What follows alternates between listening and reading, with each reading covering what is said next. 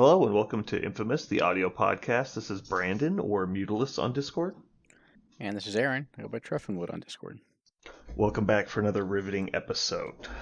Um, well, this kind of is the first episode in quite a while that we've had news. Pray tell. Are you excited for the news? No. Oh.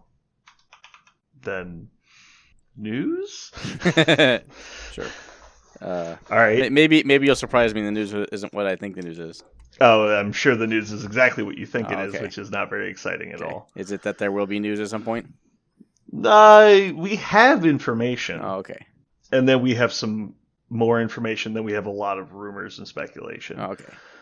And as many people know, our show is built on wild speculation and out-of-hand comments. So I guess starting off, the news that you are expecting is I expect the stamina update, I guess is what we'll call it for right now. Mm-hmm.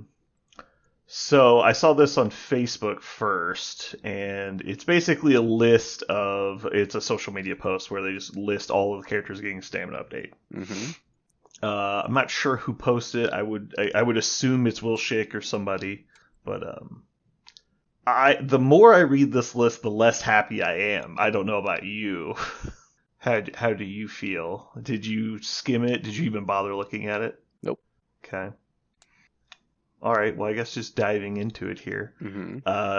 So some of the characters like on this list are clearly models that need some help. Like just reading the first few names here, we've got Agent Venom, Amazing Spider-Man, Ancient One, Angel.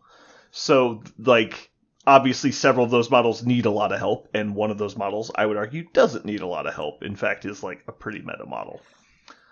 Now maybe the stamina changes or go down in stamina. That would be a fun twist, but I don't expect that to be the case. Based on the way this list is presented, I would assume it's comprehensive. And so I would expect this to be all of the models are getting a stamina change. I don't know how I feel about that. Like I said, some of these models don't seem to need help. Some do seem to need help. And from a macro standpoint, I want to say that changing up the game every 6 months, year, 3 years, whatever timeline is extremely good in a game that has the breadth of character possibilities that MCP does. Yeah. Right? If anything, it's just massively shaking up the game, and maybe it shakes up to be worse, right? And we could speculate on how bad the game's going to be, but at the end of the day, it's still something different that no one's played, and if you're engaged with the game, I can't imagine the next 3 months being anything but lots of excitement. Either being super happy with some of the changes or thinking it's negative and trying to prove that you're right. Right? They're all driving engagement and play. Yeah, that second part seems less likely. I think a lot of people I know that are still playing the game are of the opinion that they're no longer wanting to put in the effort to confirm their bias. I think if people think it's bad, I think it's kind of just slowly fading at this point. That being said, though, I do think this is positive. A lot of these characters could really use a touch. I think that this is basically just a big sign saying that like we have clearly power crept the game and we're trying to make up for that, which is better than nothing. Mm-hmm. So like certainly not a bad thing. Yeah, it's very interesting because some of these models are newer, but a lot of them are older. Mm-hmm. Like here we go, Ultimate Spider-Man. Like this is a fairly recent model, right? Yep. Tigra is a very recent model. I'm more interested to see because like if they just go through and they just do like a hit points wipe and just we're going to reset the hit points for everybody in the game, that's not very appealing to me. It's okay. Mm-hmm. I'm more interested to see if they're going to also tweak some important pieces, and it sounds like that's going to happen. By the time you're listening to this, they might have already released said update, and so I'm not sure when this officially comes out. But the list is very available online. So scrolling down to the other piece of information that we saw, looks like on a podcast, Will Schick said Malekith is going to get the Peerless rule, and Magneto is getting a full top-to-bottom rework. There's also pleasant surprises for Winter Guard and Black Order fans.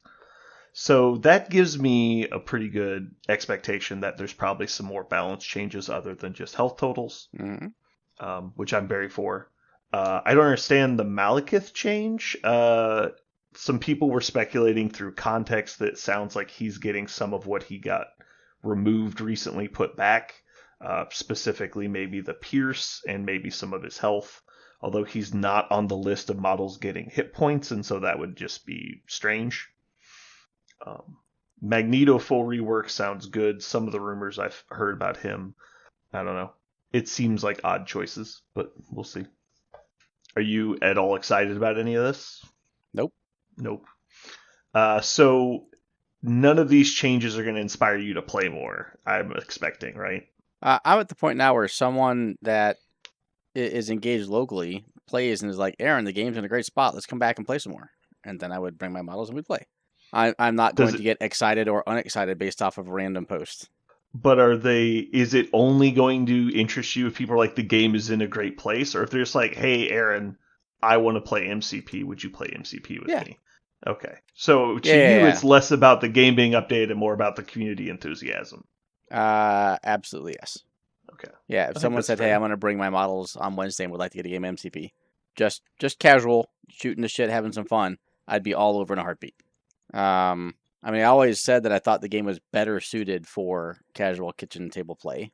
That's why I haven't sold any of my models, was because I can still envision myself playing it with my son, just grabbing stuff, and Mm-hmm. if we're not competing at a tournament level, it doesn't matter. You can still just have a great time playing the game. So yeah, all it would take is someone being like, let's play. Here's the date. Here's the time. At least to get me back Yeah. started on it, right? If they overhaul my two favorite leaders, which is Malekith and Magneto, I could definitely see me getting some games in. The health balance I don't think was ever what everyone was waiting for, Mm-hmm. but it is, I think, an important step if they're going to acknowledge the fact that they had been power creeping models, which is not a sin or anything. It's just like the state of the game. Like you're trying to find a better place to fit models, and I think when the game first came out, 4-pointers were not in a well understood space, and they were very hit and miss. Models would come out like Black Panther and then also at the same time Green Goblin. And so, like, despite those models have different, pluses and minuses, they clearly didn't fit in the same design space. So yeah, seeing that they're going through and tweaking those models as they've learned more about designing models is a good thing to see. Are there any models that you hope get touched other than just health changes? Like models that you really like that you didn't feel were well represented in the game? They have to be ones that I like and weren't well represented. Because my initial gut Well, I response mean, is if Sin. there's someone you like Yeah, and you felt was well represented within the game, they would likely not get a change. sure.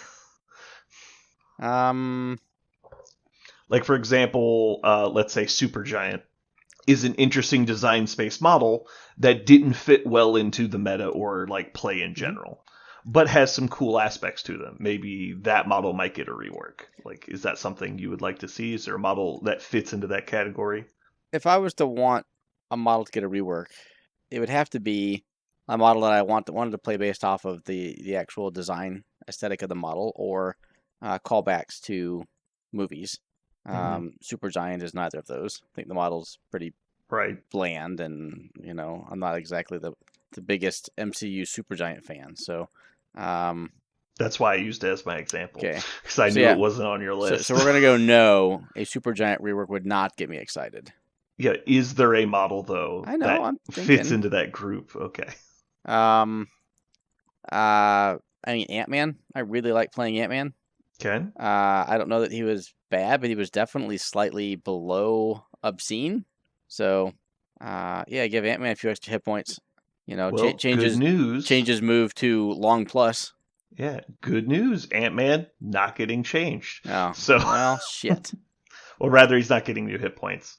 Like, because we theoretically know who's getting hit points.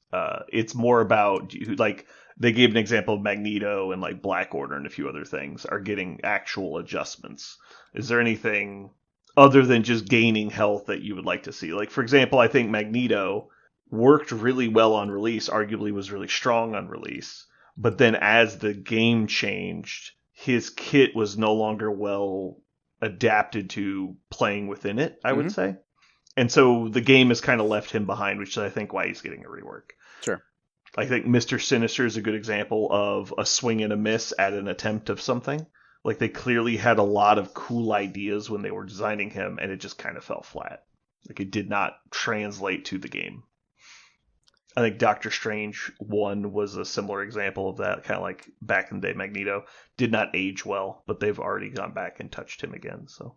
Yeah, nothing is calling out to me as anything I care about, and a lot of it's because, we talked about this back when I was playing. The characters were just stats with a face, right?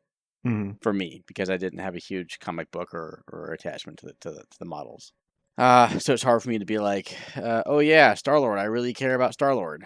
When to me, Star-Lord was the statistics to begin with. Yeah. I'm looking at this list, and it just, a lot of it doesn't make sense to me. Like, Ultron Master of Metals, or Metal Tyrant's on here, and it's like, you just nerfed this model. Why are you now buffing it again? Like, maybe you shouldn't have nerfed it if it needed to get buffed. Red Skull 3 is on here, which is not a model I would say needs a stat increase. Some of these models, though, make sense. Like Emma Frost just got reworked. She's apparently getting a stat increase again. Doctor Strange is on here, getting a stat increase. Yeah, no, I guess we'll see. I'm interested to see the full update. I wonder when that's going to happen. There's no timeline?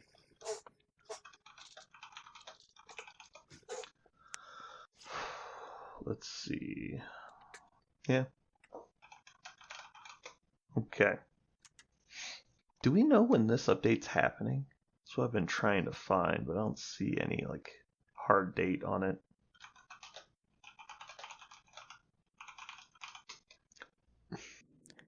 Maybe if I had to pick a character, it'd be Hood. Interesting. Hood was definitely the shit back in the day, and the game just kind of left him behind. I think he had like 3 months in the sun, really, and then everything after I that think it was longer residual. than that, but yeah. People thought It he was just- the shit, but he no longer was, and so that lasted longer than it Yeah. actually was. It's just like A-Force. Like, as soon as the game became spread as wide as you can instead of like actually like do stuff in the middle, then yeah, it was pretty rough on models that don't have movement abilities. And like everything in his kit is range 3, so it's just hard for him to stretch out and do stuff.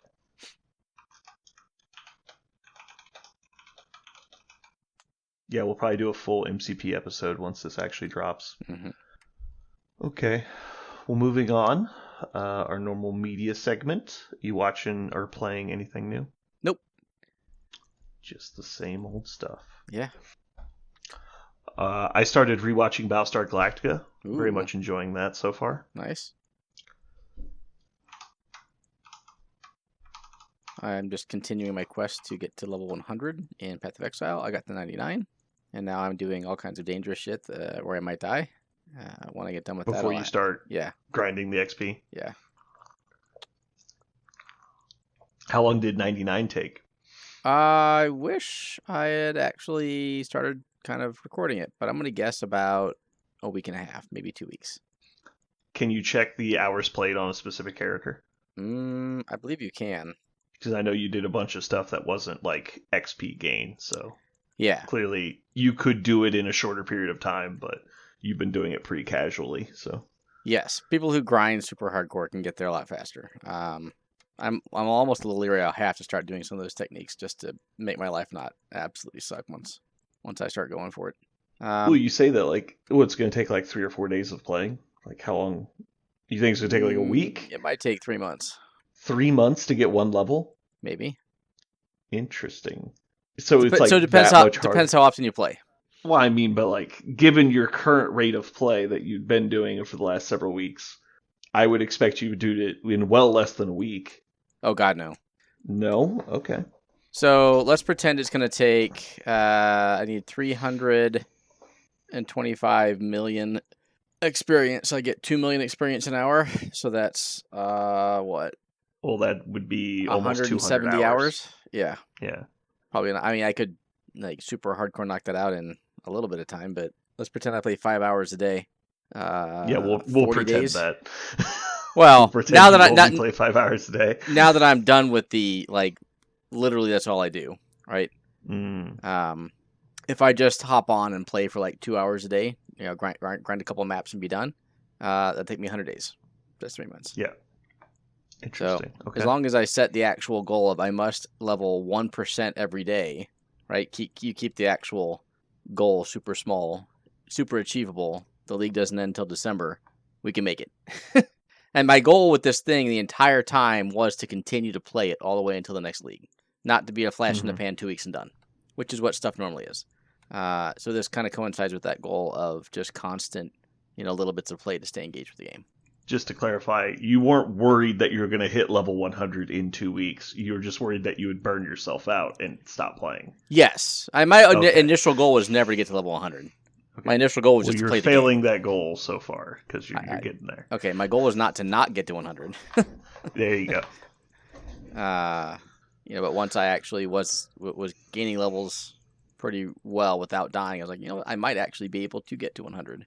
And my goal was to continue to remain engaged with the game. So those two goals happen to coincide then. Let's get to 100 and play. I have done the exact opposite. I found a way to level extremely quickly in City of Heroes, and now I have more characters that I know what to do with that are at max level. In the last 2 weeks, I think I've gotten 10 characters to max level. And so, but they're not done. They're just now they're leveled up, but now they need to go and do end game builds and all the hard stuff. And so I'm kind of picking and choosing which characters now that I have their max level that I want to continue to play. Okay. How long do you think I played on this character? This is the character you've played since you've come back to PoE? Since this league started in June. Okay. That's not that early long. June? I think it was early June. I think the league started end of May, and we didn't pick it up until first week of June. 2,500 hours. Oof. Divide that into days for me. Full days? Yeah, it tells you days. Well, if we just round down to 2,400, that would be 100 days. So I will say 103 days. So since June, yeah, I have spent 103 days nonstop playing PoE. Hold on, my math must be off. I was assuming you were playing for 6 hours a day. Okay. Times 7 days a week is 42. Yeah, my math was off. Okay. Times 4 times 2.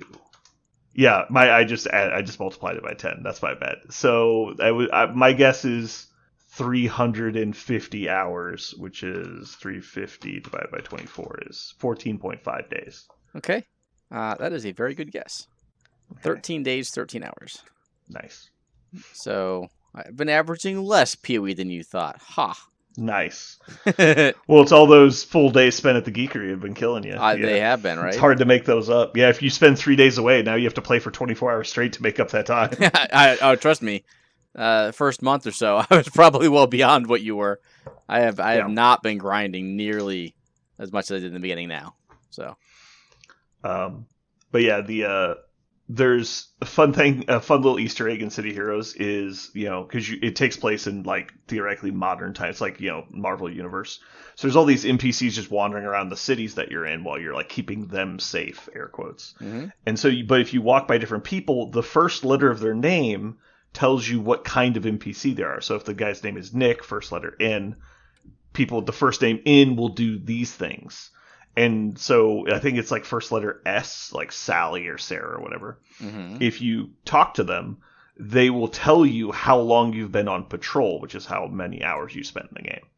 And there's other stuff like that. It's they'll tell you what your current alignment is, or how close you are to achieving this next milestone and stuff. And it's the random NPCs, and they do it through gossip. They're gossiping about you, and you can decode what they're saying into in-game information. It's kind of funny. Cool. But yeah, one of the ways I've been leveling up recently is there's a way that you can do AFK farming where you're not playing the game, but you're playing the game. Mm-hmm. And so because they have their custom mission creators the Danger Zone, you can design your own missions and stuff. So you design a mission where, you just stand in the middle and all these patrols wander on top of you. Yeah. And then you get a big strong tank character that just casts fire on himself. Yeah, exactly. And they just water on top of you and die. Or there's a bunch of different ways you can go about doing it. And so you basically have to have 2 accounts logged in. And so you have your farm account and your normal account. And then your other guy's hiding somewhere stealth while your main dude is like killing everything for you. But yeah. And so I've been doing that a lot lately while I'm not at home, not playing, and my account's leveling itself up while I'm gone. How do you derive enjoyment from that process? I get to play the characters without doing the grind part. Okay, so the leveling to max level is the grind in City of Heroes, and the enjoyment with the character starts when they hit max level? Not at max level necessarily, but yeah, skipping the low level stuff. Like, for example, I think this is true of most games, but like MMO settings specifically. You're like working your way up to earning your best powers. Like all your cool abilities get unlocked later. Like, for example, Barbarian in Diablo, it's spin to win is the goal. Like, I want to Whirlwind Barbarian. Mm-hmm. And so if you're basically skipping to the part of the game where you get Whirlwind and now I get to Whirlwind stuff, it's like, okay, well, this is the part of the game I enjoy. And you do, like, the beginning part isn't worthless. For a lot of the examples, like, people need to learn how to play their character. That's why it slowly ramps up over time. Mm-hmm. Well, if I built and played 25, melee characters in the game, I know how to use my abilities, and so I don't need that portion. Yeah, I get you. It's also a lot of the same storylines I've already done 100 times. And so I'm wanting to level up these characters to play them in the content that I don't currently get to play in. Mm-hmm. It's like, oh, I need a healer character at max level to play this new content. Well, I don't have one. So, but I've played support characters up to max level before.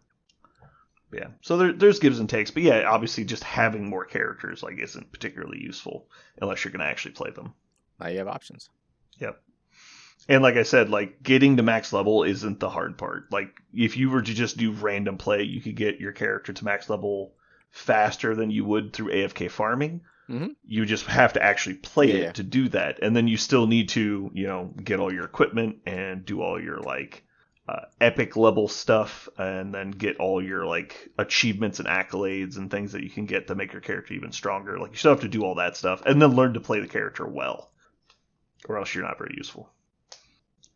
Other things is I finished watching Archer. I don't think you ever watched Archer. Maybe you've seen a couple episodes. Nope, you are correct. Yeah. It was like the Rick and Morty before Rick and Morty, but it's a much more low hanging fruit version of comedy. But yeah, it was like a huge sensation in the gaming community back when it first came out, and then it kind of just did the same thing over and over again until people faded away from it, and they started doing like alternate timeline seasons because originally the main plot is it's basically a satire of James Bond, and so there's this secret agent main character and all the people that work around him to let him do his job, but it's just like it's a comedy, obviously. Mm-hmm. Anyway, later seasons the main character goes into a coma, and then it's basically while he's in the coma he starts having these like lucid dreams of alternate versions of their own story. And there's one where he's a private investigator in like the Great Depression era. There's one where it's a play on Alien, where it's like the year 2099 and they're on this spaceship and they're looking for aliens and stuff. There's one where they do like, what if we were like Smokey and the Bandit basically season. There's a bunch of weird stuff. That's kind of why I stopped watching it, and so I went back and finished it. I will say I really enjoyed the ending of the show. I think they did a good job wrapping it up and putting it to an end because there's many seasons, kind of like Lost, where the point of the show was to keep making the show, and that's you can kind of tell when that happens a lot. And so I do think they did a really good job of ending it. Are you excited to go see the new Spider-Man movie? I am not. Yeah, I figured. Why do you hate things that people like so much? I'm a big Debbie Downer tonight, aren't I? Well, I don't think it's just tonight. Like, I don't know. Okay. Are you excited to finish up our playoffs? That I am excited to finish, yes. Nice. Are you still feeling good about your predictions? Absolutely. Best predictions ever. Let's see. You predicted. Yep. As long as Kenny wins, you're still on course. Woof. Nailing it. Yeah. However, after that, it's going to go real sideways for you. Doubtful. Well, if Kenny loses, all of your future predictions will be wrong. Don't think so. Yeah, Oh, because because then the it'll matchups change will up be who different. plays. Yeah, Yeah, you're right. the You're matchups will right. be different. You're right. My March Madness. Yeah. However, think of it this way: you've already gone 3 for 6. That ain't bad. I guess 3 for 7 technically. What do you think we should look at for the date for the next season? After I was gonna say after the NFL season, When did we start this? May. News. I'm just gonna go see when I posted the first registration thing. This just says 4 months ago. It doesn't give me an exact date. Let me just go to Discord. Looks like first week of May. Yep, looks like May 3rd was our first week. Yeah, I was thinking it would be good to do it twice a year, which would, if we just flip it every 6 months, we would basically say December 1st, which would be like right at the end of the NFL season, right before playoffs, which I think you're right, people would be too distracted. Holiday season's also horrible for people to take time off from stuff. I don't think you can start it until I would say January, but I think Super Bowl is first week of February with their current schedule. And so we could just say that we're going to pick it up right after the Super Bowl, and which would put us at, we basically would be doing preseason type games to get experience like in the playoffs, which I think is a good time because people would be excited about football but not so distracted because there's only a handful of games. And there's no actual requirement to get with people, so Yeah. you can make it happen if you want. You can choose not to. So I think starting up like the second week of January, having 4 weeks of Green League, whatever you want to call it, and then kick off the season the week after Super Bowl probably makes some sense. Yeah, so I think we'll say week 1 of the league will be sometime mid to late February. And that will put us starting the next league after that, like somewhere between July and September, which I think will work out well. My current plan was to just leave the league basically open on tour play so people could register new teams and then play still using tour play, just do exhibition matches. And then that way they can like retire their team and pick up a new one if they just want to play exhibition games in the off season, and that way they're not like locked out of playing. Mm-hmm. And that will let people play multiple teams before they're locked into anything for next season. And then if, once we officially go on hiatus, then we can take it down if we want. I mean, the only thing that sucks is you have to pay for tour play on a weekly basis, whether people use it or not. So, or a monthly basis, rather. Yeah, monthly. I'm not too worried about it, but yeah, if it was going to just be year round, then that would be annoying. But I think people will kind of figure out what they're doing pretty soon. Are you still doing gnomes for next season? I never said I was doing gnomes next season. I seem to remember something about gnomes. Not for me. Okay, cool. Do you want to move into Mojo World for this week? Yeah, let's do it. Are you excited for Mojo World? Nope. I have forced Aaron You into know doing. You know when I'll get excited for Mojo World. Oh yeah. You keep vetoing it. I don't think people are ready for that. I'm all about what people aren't ready for. I know. All right, so this week we're going to do favorite Spider-Man movies. Good news, I get to go first. Aaron, do you know why I get to go first? You cheated or something? Nope. Okay. Who always goes last? Person who won and kicked everybody else's butts. Keep that streak going. All right. So for first pick off the board, I'm going to go with Spider-Man 2. The obvious best Spider-Man movie. Well then, I am forced to take Spider-Man, the original, 2002. Good choice. Followed by Far From Home. All right. I think we can all agree what the two worst are. We'll see. Well, I'll take it next. Don't worry about it. Yeah, I was gonna say there was a chance that you were gonna take both of the worst two. I'm like, oh no, Aaron, don't. I think we'll talk about this more in a minute, but all right. So you did take what was my number 2, but you didn't take my number 3. So I'm gonna go with Homecoming, Spider-Man: Homecoming. And I think that leaves only one other really good one, which is going to be Spider-Man: No Way Home. So all 3 Hollands are off the board, and 2 Tobey Maguires are off the board. This leaves you limited options, sir. It's okay. I got this shit. You got it. Spider-Man 3. Oof. Spider-Man 3, you say? I did. Given the, as you said, plethora of options. Yeah. All right. So, according to this, the worst Spider-Man movies are anything with Garfield in it. So The Amazing Spider-Man 1 and 2 were not selected. I would have said The Amazing Spider-Man 1 is better than Spider-Man 3. Okay. But I do love me some Bruce Campbell, so there's a strong argument that the Usher scene alone is worth. Is that the Usher or is that the waiter one? I think Spider-Man 3 is the Usher. But yeah, anyway, on theory of Spider-Man movies, I think the Holland movie franchise is the best because it doesn't have an obvious terrible movie like the other two do. Because as good as Spider-Man 1 and 2 are, Spider-Man 3 is really bad. It has some redeeming qualities. Like, it's not just completely terrible, but I just think it's by far and away the worst of what could be the good ones.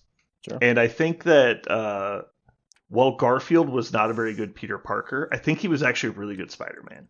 The scene where he's got the car thief in the car and he keeps like closing the door with the webbing, I think is an amazing scene where it's just Spider-Man being Spider-Man. Mm-hmm. And I think they focused more on that kind of stuff and less on like all the weird shit they put in the movie. It would have been a lot better. So I always have negative opinions of Spider-Man in general because I really enjoyed the first trilogy. And this was right during my, we'll call it, very adult formative years. I liked, like I was never a big comic book person, but I enjoyed the genre. And so I liked the movies, all of the X-Men stuff that came out around the same time.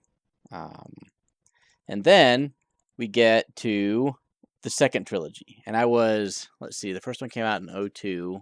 I was like 24 years old, like I said. And the next one comes out like 10 years later, right? Ish, the second trilogy. And it's literally the exact same fucking storyline. I went to see it and I'm like, I just watched this. Like, what are we doing? Like every 10 years we just reboot the exact same trilogy, but instead of like continuing the storyline, we just rehash the old storyline.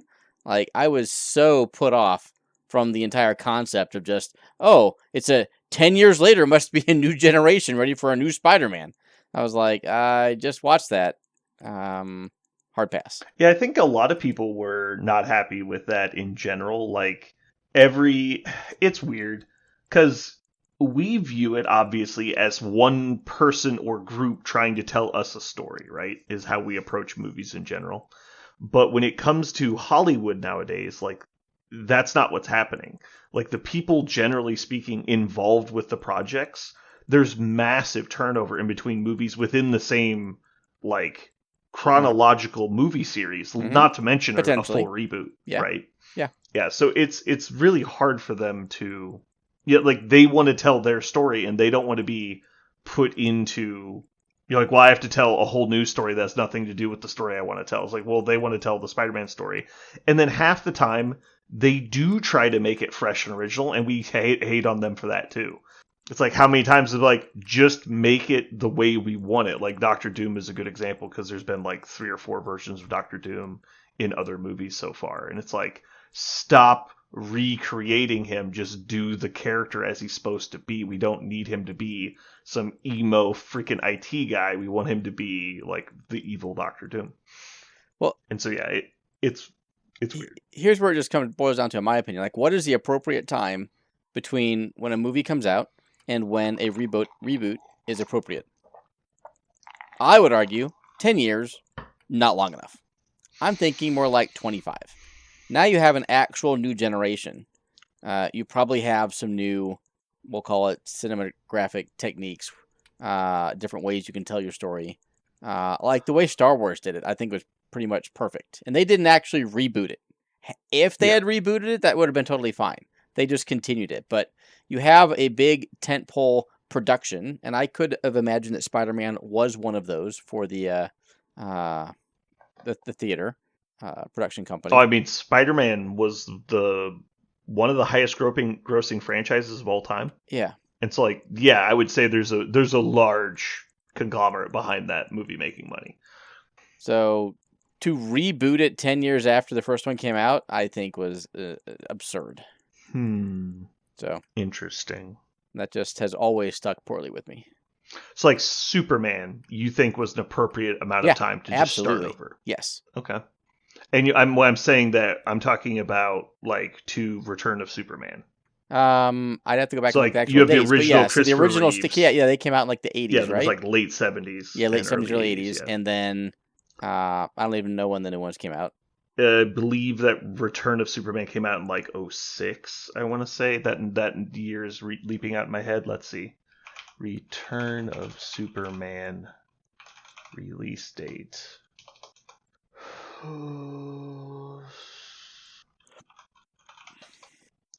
This is not at all. What the hell? Oh, it's Superman The Return. There's some Asian movie is The Return of Superman. Returns, not The Return. Returns. 06. Look at that. Boom. Nailed it. So yeah, 06 versus Superman. There wasn't Superman 4, right? Just Superman 3? 83. So it was 23 years, almost exactly the 25 years you said was needed. Yes. I think 25 is asking an awful lot. Like, well, what do you think about the Man of Steel and Superman Returns? Was that an appropriate amount of time to wait? Also, I think the fact that Superman Returns was considered a big flop didn't help. You're correct, didn't help, but that's borderline for me. Man of Steel came out in 13, which was 7 years. Then way too short. So you thought it was borderline, but once you heard the number, now it's way too I was short. thinking about the one that came out like last year. That would be I think it's just called Superman. Okay. So assuming I thought that do you not remember the Henry Cavill Supermans? No, I do not at all. You don't remember that they exist? No. Okay. You don't understand when I said I got turned off to the entire genre of just rebooting shit left and right and left and right. I just like, why bother? I stopped going to the theater and watching, well. So really what about Dredd and the original Judge Dredd? I want to say appropriate. Okay. Because if I remember the original Judge Dredd, like we're talking, again, my decades are probably wrong, but like early 80s, super, like no CGI or just super bad animation, right? When you go back, here's a great one, Mad Max, from the original to the reboot. Perfect. You mean like 1976 until 2020? Yep. Okay. That's fine. Also, the one we were talking about before, whatever you suggested, I think that was totally fine too. Dredd? Yeah, Dredd. Because when it was redone, the movie looked so much different than the first one. 95 to 2012. Okay, so that's 17. Yeah. I would say that's more than enough. Okay. I would say if your goal is to the issue here is not that we're rebooting a franchise, I think. It's that we're rebooting a franchise that has an extremely known origin story. And that's what about Dredd or Spider-Man? Spider-Man. I'm talking about Spider-Man. Yeah. Who, like, at the time that the Andrew Garfield movies came out, the Amazing Spider-Man franchise, I would say somewhere between 96 and 99% of humans in the country knew the story of Spider-Man. And so it's just like, why are you telling this story? Which is why when the Tom Holland franchise came out, they skipped the origin story, right? Like, that was not the focal point of the movie. It was like, we still need to show this person's story, but we don't need to rehash all the exact same things over again. It's already been done twice in this format, not to mention countless times in other media. Because you've got multiple animated TV shows, multiple animated movies, all of the comic books and the comic book reboots. Like, this is a story that people know. Like, we need to move on and get to the other parts of this story. Like, do you think the Tom Holland franchise was far enough away from the Garfield franchise? No. I think you could take By the Garfield franchise completely out, and then I'd have to think about it. So if we just said this was wrong, and we're not rebooting the Garfield one, we're rebooting the original, which is semantics, but we'll say that counts. Probably okay. Okay, so Spider-Man, we're going by the original or the final movie released? Original to original. Well, so Spider-Man 3 came out in 2007. I think Spider-Man 1 came out in like 2002. But is similar years. All right, and then Homecoming came out in 2019, which would have been 12 years from Spider-Man 3. And there's a whole other franchise in the middle of that. Yeah. The 12-year gap. So if they had just never done the middle one, you think that's borderline? Yep, absolutely borderline. I think 10 years is appropriate. Ugh. And I think it's not even like a hard 10. I think it depends. I think it's 15 minimum.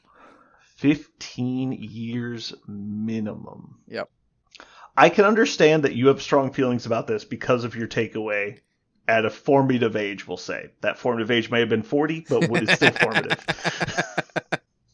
Because I remember watching this movie, and I'm pretty sure I was out of high school when it happened. Oh, boy. Yeah, I think, like, if the movie Dredd had come out 5 years sooner, my takeaway is 5 more years of enjoying Dredd. Not, that's too close to Sylvester Stallone's portrayal of Dredd. That's not my takeaway. I think we're zooming in on like this weird, like would you feel better if it was a longer time between them? Maybe, but I think there's a lot goes into it beyond just the time period. Let's see. The last X-Men movie of the previous franchise was Last Stand, I want to say. X-Men Last Stand was 2006, and First Class was 2011, 5 years later. And I think First Class was extremely well received. Although you could make the argument that they're not really telling the exact same story. Because, they take place. Like, one is an origin story that is a prequel to the other one. Yep. Yeah, I don't know that there's really another example as potent as the Amazing Spider-Man reboot. Because it's like an exact remake of the same movie. Which is what bothered you, right? Yeah. But I don't think there's any other examples of like this is exactly just a remake. It wasn't even a reboot, it was a remake. They just did it again. Because there's nothing, like, there isn't anything different. Technically, it's a different, like, storyline, but not really. Like, they went with, Gwen Stacy over Mary Jane. It was like, but, like, Flash is still in it. Like, a lot of the characters are still there. I don't know that I ever watched the 2014 RoboCop to know if that's a 100% remake of the original. It is a remake. It's a reimagining of the original story, but like it's just updated for the political points, not for like story reasons. Sure. But again, the original RoboCop was 1987, and that's 2014. So we're talking 27 years. Hell yeah, perfect timeline. You don't need to reimagine anything. You can literally just remake the film because you're going to capture an entire new generation. Yeah, but it's also like it was made for a much younger audience, I would say, as well. Like, sure. Bottom line, I'm not talking about the whole quality point of the RoboCop, films, but the whole point of RoboCop is to be like a campy, like political satire of like the Cold War, basically. Yeah, I don't know. I mean, like the tones of the movie are so different, but the story is the same. Yeah. I don't know, I think it's fair to be upset that they sold you the same movie twice. But to be fair, like, I'm pretty sure,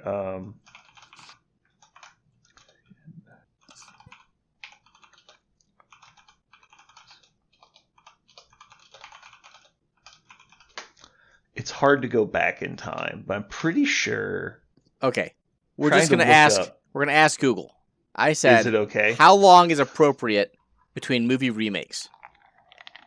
My AI overlords have told me that an appropriate gap is generally 20 to 30 years, which allows for enough time for a new generation to grow up, technology or filmmaking styles to change, and nostalgia to set in. The average wait time is 23 years, though comic book reboots and horror franchises often return in as little as 5 to 10. God. I will join you in solidarity at hatred of horror movies. How about that? I'd have to watch one to hate it. Yeah, I know. I can't. It's the only film genre I can't watch. All right. Because this was, I want to say it was like Spider-Man and Pirates of the Caribbean were just one-upping each other back and forth for like highest grossing movie ever for like that 5-year gap. And I think that was a good call. Both those franchises were very popular. And but that was like the peak era of like people used to wait in line to go to a movie. This generation will never understand. like you would get like out of school or off of work on like Thursday, and you would go get in line at the movie theater at like 7 or 8 o'clock at night, and you'd wait there all night into the next day to see a movie. And it's just like completely absurd to even imagine that now. Yep. So here we go. Spider-Man, the original, is the third highest selling Spider-Man movie ever. And this is lifetime gross. And so the whole time it's been making money because it's been out for like 20 plus years. Yep. Then we have Spider-Man 2 is number 6 at 373 million. Spider-Man 3 just came short of it by 336 million. But at the time, it was the highest release weekend of all time. And the reviews were tanking it super hard. Because, this was like early internet. Most people didn't go check reviews before they went to see a movie because it was like a new thing. The only thing you might do is you would check critic reviews in the newspaper. Like you wouldn't, but it doesn't matter because if you were going to go see Spider-Man 3, you're already going to go see it. You're not going to listen to Robert Ebert like fucking tell you the movie sucks because he already told you Spider-Man 2 sucks. Like you're going. And so, yeah, there was a huge backlash for how bad the movie was. And there was all people talked about for months. It's like, oh, man, fucking Spider-Man 3 was terrible.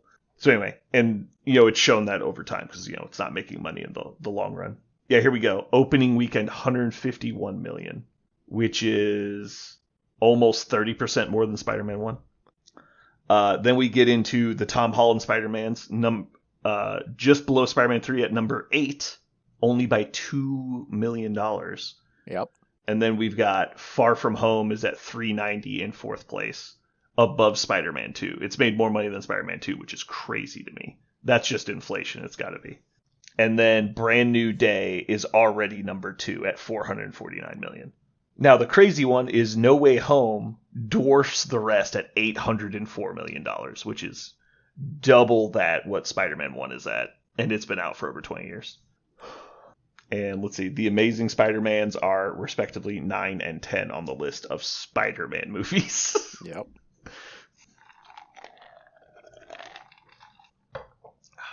Anyway. Yeah, I can definitely respect the opinion that it was a bad thing to do and it was too soon. I can respect that. But it doesn't bother me as much, I will say that. Like, I don't know. I am all for there being more content. Because, if I like it or I don't like it, that doesn't mean, it's good or bad. That's just like, it's more stuff that I might enjoy. Sure. The same thing happens when, like, people are like, oh, they ruined like, I am happy Spider-Man 3 exists, even though, in my opinion, it is one of the worst Spider-Man movies ever made. It's still more content that I can choose to enjoy or to not enjoy. And a lot of people, when something comes out, like, oh, they ruined it with that final season. I'm still would rather there be another season of content that I might enjoy or might not enjoy. A really good example of this is Dexter that comes up a lot. Like Dexter was kind of designed to be a 4-season show, and the main writer left the show after that. And then it kind of went off the rails for a while. And it definitely had a very poor ending. And so a lot of people say, it's like, well, just stop watching after the first 4 seasons. Like, well, I can separate in my mind that this is different or worse, and it doesn't take away from the original thing to me. Okay. Anyway. Alrighty. Well, I think that's going to wrap it for us today. Hopefully you guys had fun talking about Spider-Man. I know Aaron didn't. This has been Brandon. And Aaron. And you just listened to another podcast about Spider-Man.